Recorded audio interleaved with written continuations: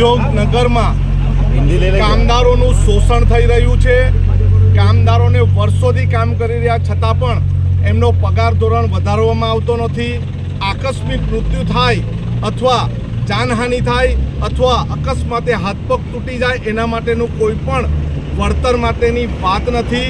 અને કોઈક વર્કર અવાજ ઉઠાવવા જાય શોષણ મુદ્દે તો એમને કાઢી નાખવામાં આવે છે। એવું આજે વાપીના આલોક ઇન્ડસ્ટ્રીમાં થયું છે। અને અમે લેબર ઓફિસરને અઠવાડિયા પહેલાં એક આવેદનપત્ર આપેલું હતું, અમારી માંગણીનું આવેદનપત્ર આપેલું હતું, પરંતુ આજ સુધી એનો જવાબ આપ્યો નથી।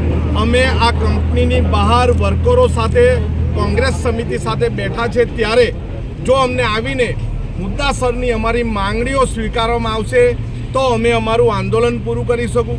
જો એમને હજુ વિચારવાનો સમય નહીં હોય તો અમે સમય આપવા પણ તૈયાર છે, પરંતુ અમારી મુખ્ય 3 માંગણી જે છે 3 માંગણી સ્વીકારવામાં આવશે નહીં તો અમે અમારું આંદોલન ચાલુ રાખીશું। અંદર પણ જેટલા વર્કરો કામ કરી રહ્યા છે એ પણ અહીં આવવા માંગે છે અને એને આવવા માટે કોઈ રોકી નહીં શકે।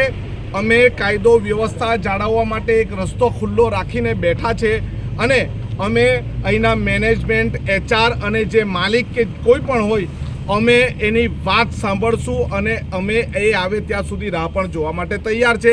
અમારું આંદોલન વર્કરોના શોષણ અને અન્યાયના વિરુદ્ધમાં ન્યાય મેળવવાનું છે। અમે છેલ્લા શ્વાસ સુધી વર્કરોની સાથે છે। કઈ મુખ્ય માંગણીઓ આજે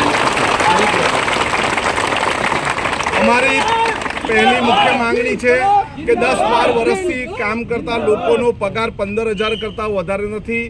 ત્યારે બીજી માંગણી એવી છે કે અહીંયા કંઈ અકસ્માત થાય, કોઈને જાનહાનિ થાય, કોઈનું અકસ્માતમાં હાથ પગ તૂટી જાય તો એને પૂરું વળતર આપવામાં આવે અને લગભગ 20 જેટલા વર્કરોને અવાજ ઉઠાવવાના વિરોધમાં કાઢી મૂકવામાં આવ્યા છે, એમને પાછા લેવામાં આવે। આ અમારી મુખ્ય માંગણી છે।